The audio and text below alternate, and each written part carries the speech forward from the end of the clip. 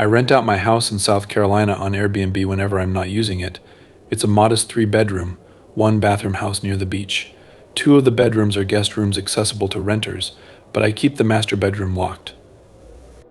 That's where I store my clothes and personal belongings, as I don't want to lug everything back and forth every time I visit. The master bedroom has a regular lock and a deadbolt, so no one is getting in there unless they break down the door or smash the window.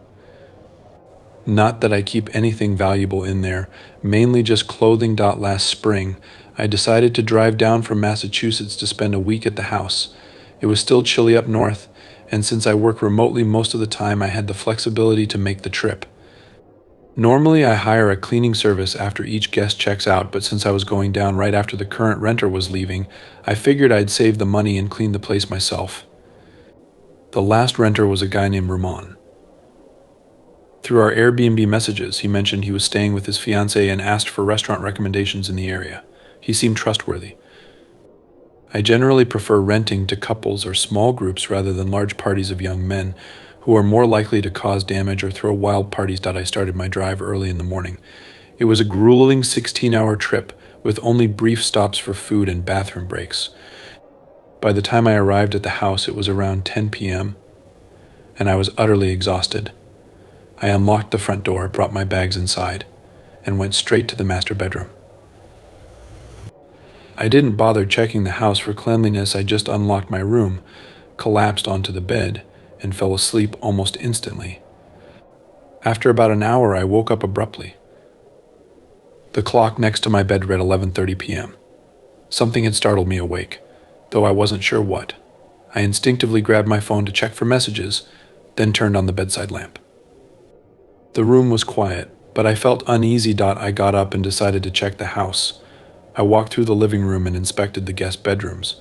Nothing seemed out of place. Although one of the beds had been used, it was clear the renters had stayed. Other than that, everything looked untouched, almost too clean. Curious, I opened the app connected to the security camera on the front porch. The motion history showed Ramon entering the house 3 days earlier, but he was alone, no sign of his fiancée. Stranger still, there was no footage of him leaving. The only other recorded movement was my own arrival. I replayed the footage several times to be sure. A chill ran down my spine. I sent Ramon a message through Airbnb, asking if he had checked out okay, even though it was late at night.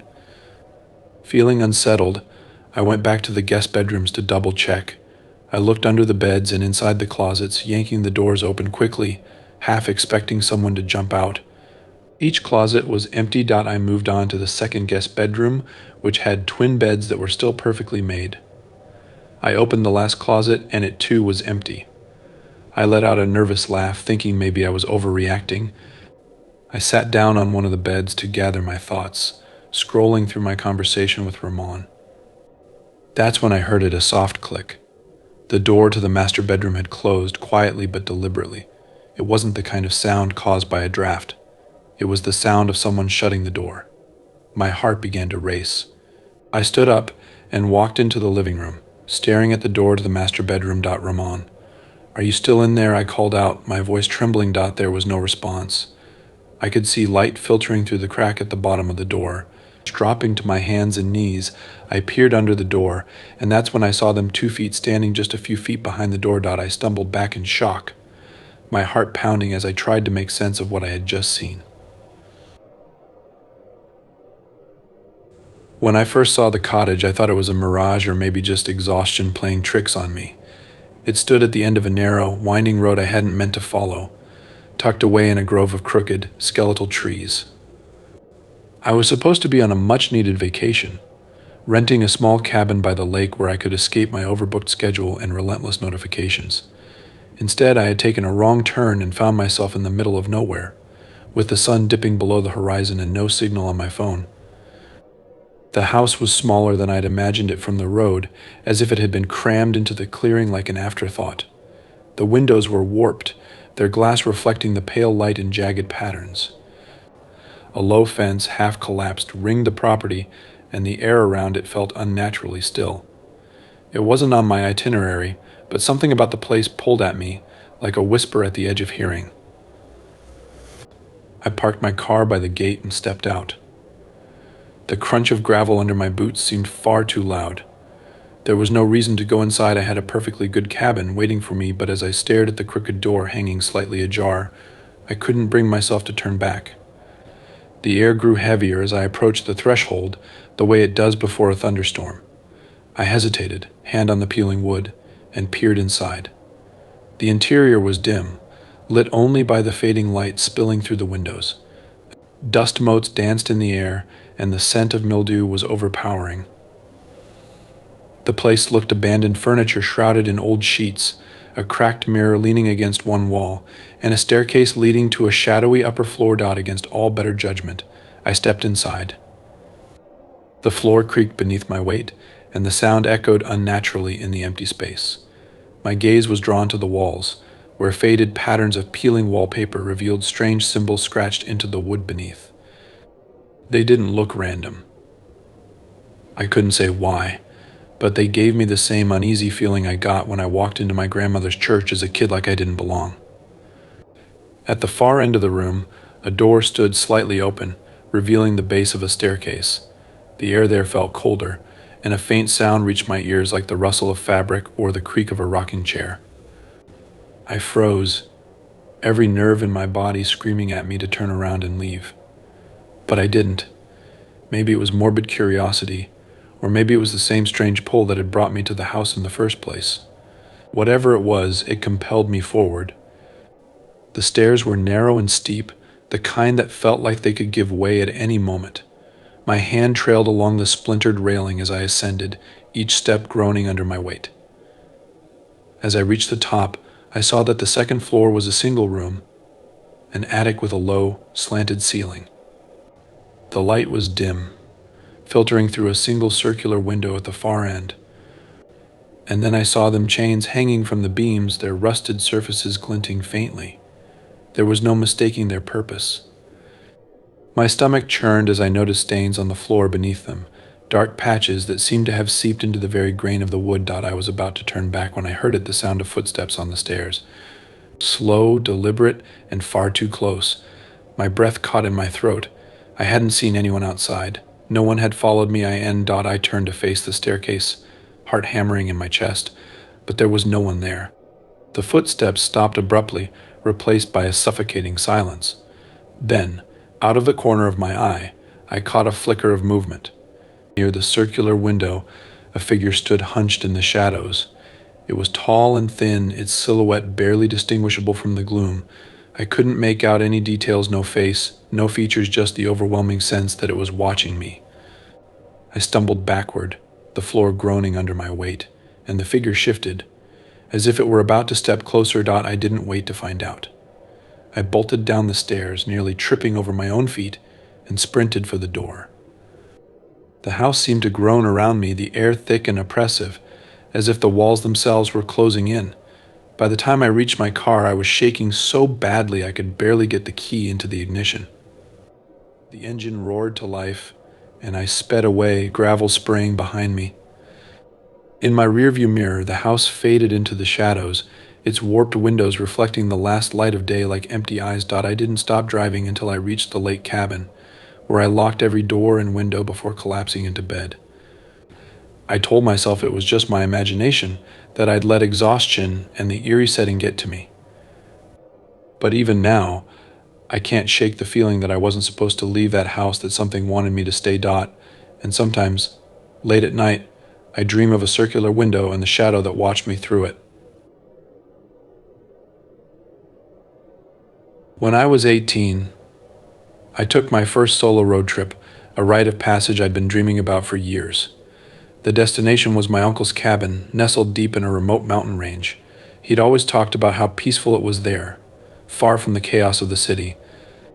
I packed my car with snacks, a couple of maps just in case, and my favorite playlist ready for the adventure. The drive started smoothly enough. The highway stretched endlessly, with rolling hills and forests flanking both sides. It was exactly as serene as I'd imagined, but as the sun dipped lower in the sky, painting everything in fiery oranges and reds, my excitement started to give way to unease. My GPS had lost signal hours ago, and the paper map wasn't much help. The road signs were sparse, weathered, and barely legible. Still, I pressed on, confident I'd find my way. The first real problem hit when I glanced at my fuel gauge. The needle was dangerously close to empty. Panic bubbled in my chest. I had been sure to fill up before leaving, but the long stretches of isolated road must have drained more than I'd expected.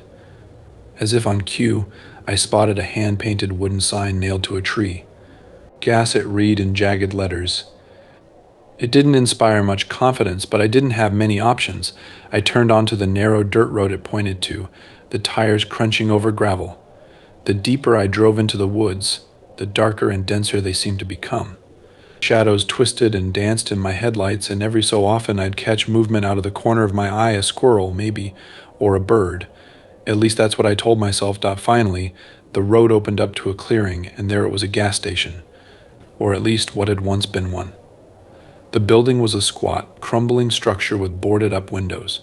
The roof sagged, as though it had grown tired of holding itself up over the years.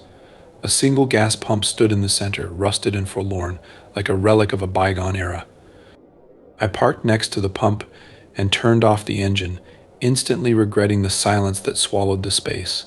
My heart pounded in the stillness. When I tried the pump, it wasn't a surprise that nothing happened. The thing looked like it hadn't been functional in decades. I grabbed my phone, hoping to call for help, but of course there was no signal. Sitting there in the car, I debated what to do. The nearest town was at least 20 miles back, and I wasn't sure I had enough gas to make it. Just as I was steeling myself to try, I caught movement in the reflection of my rearview mirror. My stomach dropped. There was a man standing in the doorway of the gas station. He wasn't there when I'd pulled up, I was sure of it. His figure was silhouetted by the faint glow of the moon, but I could make out his hunched posture and the way his head tilted slightly, as if he were studying ME.Hey. He called, his voice raspy and sharp. "You need some help?" Every instinct screamed at me to drive away, but my car wasn't going far without gas. Against my better judgment, I rolled down the window just an inch. Yeah, I ran out of gas. Is the station still open?" He laughed, a dry, humorless sound. "Not for a long time, but I can check if there's any left in the tanks. You wait here." I didn't reply. I watched as he shuffled back inside the building, his movements slow and deliberate. My eyes darted around the clearing. The longer I sat there, the more I noticed faint shadows shifting at the tree line, the distant sound of branches snapping. It felt like the forest itself was alive and watching minutes passed. The man didn't return. My pulse thundered in my ears as I debated whether to go after him or just leave. Then, out of nowhere, I heard it. A soft, rhythmic tapping on the passenger side window. I froze. Slowly, I turned my head. A face was pressed against the glass, pale, gaunt, with wide, unblinking eyes that seemed far too large for its head. It didn't speak or move, just stared at me, its breath fogging the window. Before I could react, more faces emerged from the darkness. They appeared at the edges of the trees, peeking out from behind trunks, their hollow eyes fixed on me. There had to be at least a dozen of them, maybe more. My hands trembled as I fumbled for the keys, jamming them into the ignition. The engine roared to life, and I didn't waste a second. I threw the car into reverse, slamming on the gas. The faces didn't flinch, didn't chase me, they just watched as I tore down the dirt road, heart hammering in my chest. When I finally made it back to the main highway, I didn't stop. I didn't care how far I had to drive or how low my tank got. I just needed to put as much distance between me and that gas station as possible. Eventually, I reached a small diner, its neon sign a beacon of salvation. The woman behind the counter looked up as I stumbled inside, pale and shaking. "Rough night?" she asked with a sympathetic smile. I opened my mouth to explain, but stopped. What could I even say? That I'd been lured to an abandoned gas station in the middle of nowhere, only to be surrounded by faceless watchers. It sounded insane. Instead, I nodded weakly and ordered a coffee. I stayed there until sunrise, clutching the warm mug like it was the only thing tethering me to reality. This day. I don't know who or what those figures were. I don't know what would have happened if I'd stayed. All I know is I'll never take another unmarked exit again. This is an old story my dad has shared with me a few times over the years. I've never seen the house myself, but the vivid descriptions from my dad and his friends have painted a clear mental picture in my mind. To give some context, my father is a deeply religious man. As a preacher's son, he has always dismissed anything paranormal and doesn't scare easily. Yet, even years later, he swears that this particular experience shook him to his core.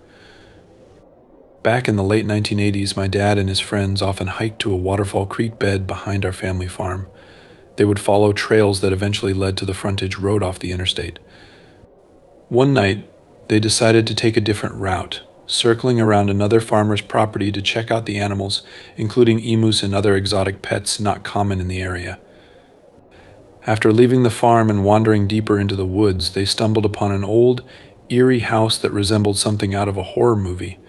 My dad described it as a Blair Witch-style house, weathered and ominous. Despite the foreboding feeling the house gave them, curiosity won, and the group decided to go inside.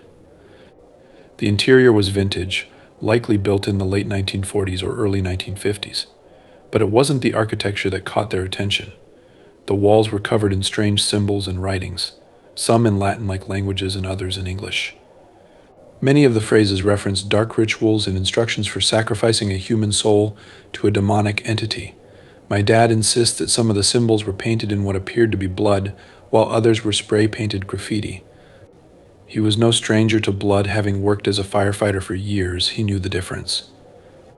The small living area led to a narrow staircase, so cramped that their shoulders brushed the walls as they ascended. The stairs turned sharply, and the top wasn't visible from below, which added to their unease. At the top, they found a large attic-style room. Chains and locks dangled ominously from the walls near a circular window, and the floor and walls bore dried puddles of what looked like blood.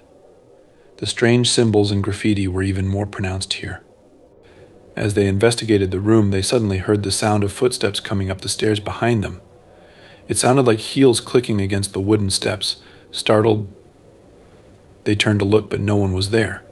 Spooked, they rushed downstairs to see if someone was playing a prank, but the dust and grime on the floor showed no new footprints apart from their own. Over the years, I've asked each of the men about that night, expecting their stories to differ. But they all recounted the same details with eerie consistency: the symbols, the blood, the sounds, and the oppressive feeling of the house. What happened next was even stranger. When they left the house, they decided to head back to the farm using a different route. Using a compass to navigate, they tried approaching from every direction, north, east, and west, yet no matter what they did, they always ended up at the house's front door. It didn't make sense. They knew the woods like the back of their hands, yet it was as if the house was pulling them back. After multiple attempts, they gave up and decided to leave. As they turned to leave, one of the men, who was feeling faint, pointed to the circular window. Standing there was a hunched female figure, watching them. The figure had no distinct facial features, except for large dark eyes. It shuffled slightly before turning, as if heading toward the stairs. Panicked, the group bolted through the woods and didn't stop until they reached the interstate, 3 miles away. When they finally made it back to my dad's house, they were shaken but thought they were safe. Later that night, one of my dad's cousins got up to get water and froze. He swore he saw the same figure standing just outside the kitchen window, near the edge of the woods. Nothing else happened that night, but the memory left them all deeply unsettled. Years later, they decided to return to see if the house was still standing. When they got there, it had collapsed into a heap of rubble. They never went back after that.